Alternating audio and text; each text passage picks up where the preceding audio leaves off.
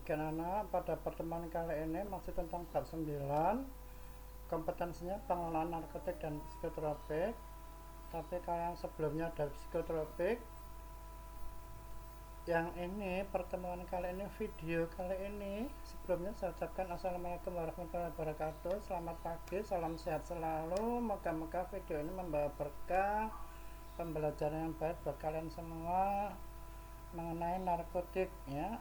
Banyak beredar narkotik begitu mewabah sehingga banyak para artis kena sanksi penjara. Ini beberapa menerap ini saya lanjut aja karena ada 15 slide, saya khawatir nggak nututi, durasinya cuma 7 menit. Ini mengulang aja, kompetensi dasarnya dibaca sendiri. Pengertian narkotik ini dikatakan bahwa pengertian narkotik bisa dibaca sendiri. Menurut Undang-Undang Pasal 1 Ayat 1, narkotik merupakan zat buatan yang berasal dari tanaman yang memberikan efek halusinasi, ketagihan, berkhayal, menurunkan kesadaran, dan menyebabkan kecanduan. Pengelolaan ini sama seperti yang sebelumnya. Ini beberapa tahapannya: pemesanan, penerimaan, penyimpanan, pelayanan, pelaporan, dan pemusnahan. Ini sama dengan psikotropik ya, pemesanannya, penerimaannya, penyimpanannya sama. Sebelahnya nana, almarinya sebelahnya. Satu narkotik dilambangi dengan palang merah itu, sebelah kiri ditulis obat keras psikotropik gitu. Kalau obat keras nanti berarti nggak pakai karena di etalase di sembarang tempat boleh sesuai dengan penyimpanan yang layak, nyaman, dan bebas untuk pengambilannya ya.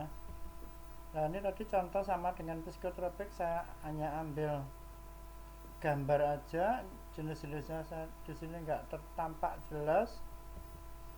Dan ini tadi dikatakan pengelolaan ini narkotik, pengelaksanaan pengelolaan narkotik di apotek diatur secara khusus meliputi antara lain, dilihat. Nah, pemesanannya ya, ini pemesannya khusus mulai mana yang diterima oleh Dinas Kesehatan cuma 1 PBF saja, yaitu Kimia Farma ya, lainnya tidak terdaftar sebagai PBF narkotika. Yang legal cuma ada 1, yaitu Kimia Farma karena milik negara ya. Ini narkotikanya rangkap 4, dilihat pesanannya, dibaca sendiri. Pesanan satu surat pesanan hanya boleh untuk memuat pemesanan 1 jenis obat saja. Jadi kalau kamu ada pesan 3, ada kodein, ada kodipran, ada koditam, 3 yang kamu pesan berarti 3 SP ya. Satu SP itu untuk 1 obat. Kamu kalau ada koditam 30 ml, kodein 10 ml atau 20 ml, lalu kodipron kapsul dalam waktu yang bersamaan, maka SP-nya harus 3, bukan 1 ditulis 3 item. 1 SP 1 item ya, jadi 3 SP. Berikutnya, penerimaan narkotik sama dengan sebelumnya. Pada penerimaan psikotropik dilakukan oleh seorang apoteker ya. Lalu penyimpanannya nih khusus nih, lihat nih, memiliki 2 kunci berbeda terdiri dari 2 pintu. Jadi pintu pertama itu yang biasa dilihat sehari-hari itu kalau lemari itu kan anak. Di dalam lemari itu masih ada lemari kecil yang memiliki kunci, jadi kuncinya double. Nah, 1 untuk pemakaian sehari-hari seperti kodein, 1 lagi berisi morfin dan garam-garamnya. Garam-garamnya termasuk kodein HCl gitu, tapi jarang ada anak seperti ini. Yang ada tablet ya. Biasanya di rumah sakit itu ada injeksi-injeksi anak-anak. Ini kita nggak terlalu ribet, kalau apotek kecil nggak punya.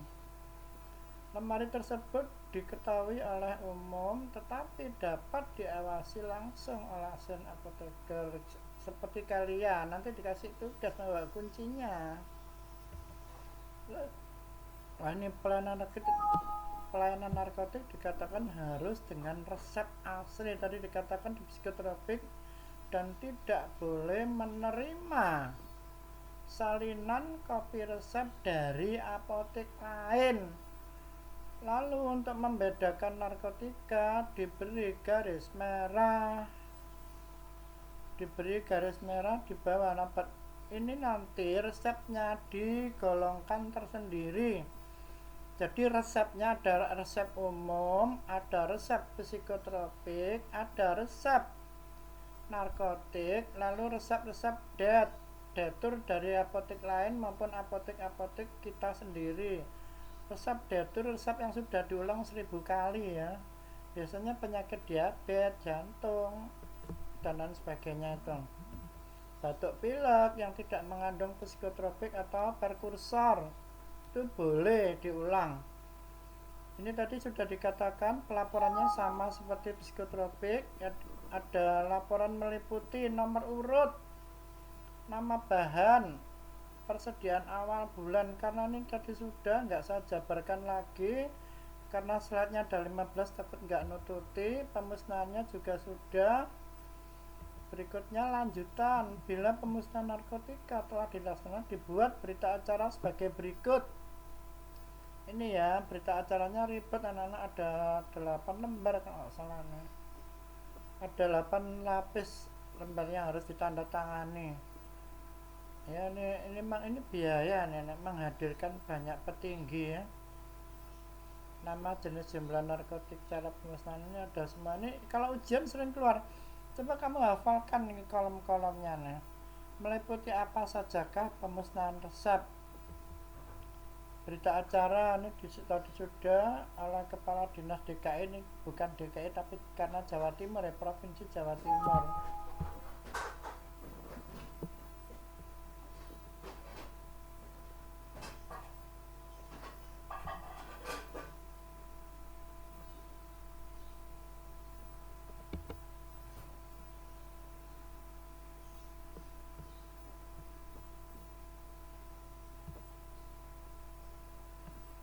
Nah, berikutnya ya. Terima kasih. Kita lihat di video psikotropik. Oke, saya ulang untuk laporannya aja. Untuk laporan narkotika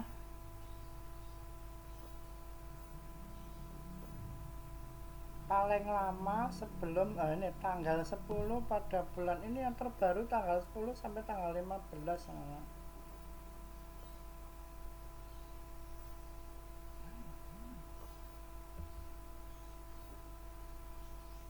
Nah, dilihat pemusnahannya, menandatangani surat permohonan telah ditandatangani oleh apa, dikirim ke balai pengawas, kemudian dibentuk panitia yang terdiri dari kalian, asisten apoteker, petugas. Ini butuh biaya banyak ini. Ada 1, 2, 3, 4, 5 pegawai dan disaksikan oleh pemiliknya ya.